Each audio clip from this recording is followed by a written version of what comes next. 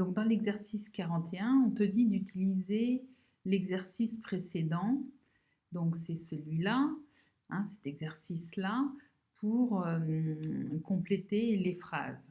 Donc le cylindre qui est généré par ce segment, on l'avait tracé ici, et on te dit donc qu'il a un rayon, le rayon il est représenté ici, donc on a un rayon, on le voit ici, de 3 unités de longueur, et sa hauteur, c'est 5 unités de longueur.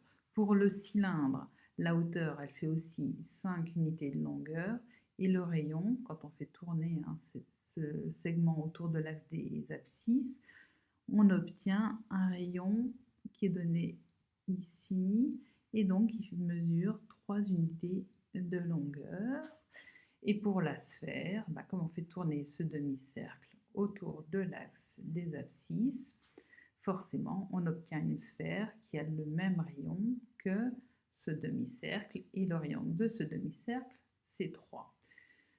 Donc voilà pourquoi ici, tu écris que le cylindre a un rayon de 3 unités de longueur, une hauteur de 5 unités de longueur, qu'il est engendré par la rotation autour de l'axe des abscisses de la surface qui est comprise entre l'axe des abscisses, la droite d'équation x égale à 0 et la droite d'équation x égale à 5 avec la fonction qui est définie par f de x est égal à 3 sur cet intervalle. Hein, donc en fait, ce cylindre, il est généré par ce rectangle qui tourne autour de l'axe des abscisses. Et donc, en appliquant la formule qui est donnée ici, eh ben, tu n'as plus qu'à remplacer. Donc, pi, c'est là. Petit a, il vaut 0, il est ici. Petit b, il vaut 5, il est ici.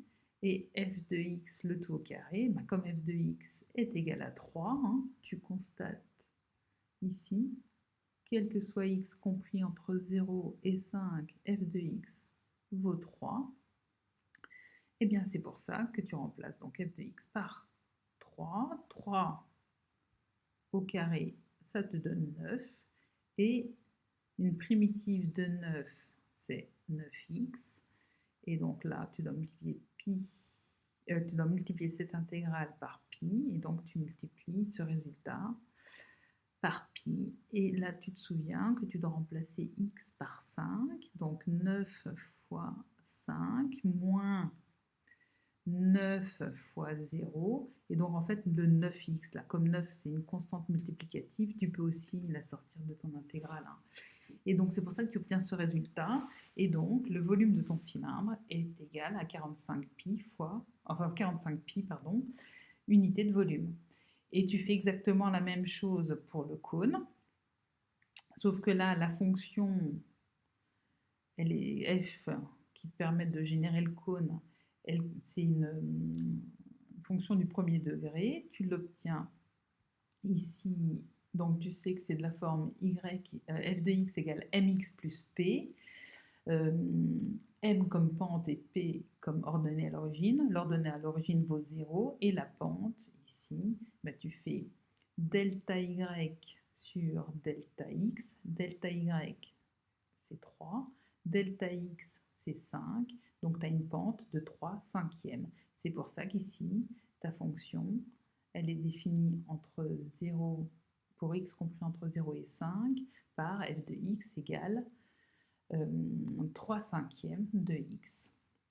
Et donc, c'est pour ça qu'on obtient ici 3 cinquièmes de x, ou 3x sur 5, c'est exactement la même chose. Et on n'a plus qu'à appliquer la formule qui est ici, en remplaçant petit a par 0, petit b par 5, et f de x par 3x sur 5. 3x sur 5 au carré, ça te fait 9x carré sur 25. Une primitive de 9x carré sur 25, en fait une primitive de x au carré, c'est x au cube sur 3, et donc il y a un des 3, parce que 9 c'est 3 fois 3, donc forcément, tu as un des 3 qui se simplifie avec le x au cube sur 3, c'est pour ça qu'ici, tu te retrouves avec 3x au cube sur 25. Et donc, tu n'as plus qu'à appliquer tes formules. Tu remplaces x par 5 là-dedans, puis tu soustrais en remplaçant x par 0 là-dedans. Tu remarques avant, j'aurais dû le dire, que tu peux mettre 3 sur 25 en évidence, et c'est pour ça que tu te retrouves avec un calcul de ce genre-là, qui te permet d'obtenir 15 pi unités de volume. Et donc là, tu viens de calculer le volume du cône. Hein. Voilà, et puis maintenant pour le volume de la sphère, c'est la même chose. Et là, en fait, il faut simplement savoir que ta sphère, ton demi-cercle, en fait, tu l'obtiens grâce au graphique de la fonction qui a f, qui a x associe radical de 9 moins x au carré. Voilà, donc en fait, le graphique de cette fonction, il est obtenu ici.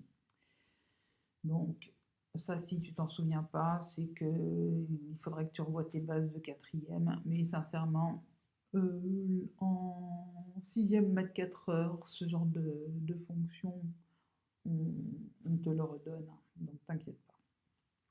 Donc voilà, on remplace. Donc, ah oui, ici, il y a une toute petite nuance, c'est que petit a vaut moins 3 et petit b vaut 3.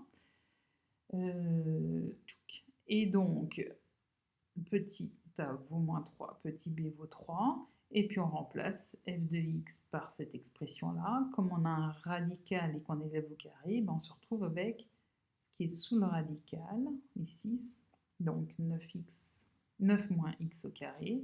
On cherche une primitive.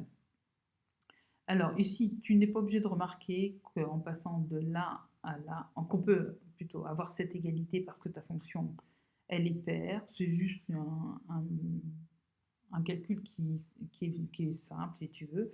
Donc ici, cette intégrale-là, comme ta fonction, elle est paire et que tes bornes, elles sont symétriques par rapport à 0, tu obtiens bien 2 fois cette intégrale-là. Mais si tu ne le vois pas,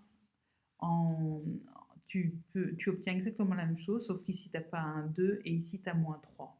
Donc, c'est juste une autre façon de faire le calcul. Tu t'inquiètes pas. Si tu l'as fait autrement, sans avoir le 2 ici, et donc avec le moins 3 ici, tu verras que tu obtiendras exactement la même réponse. Ok?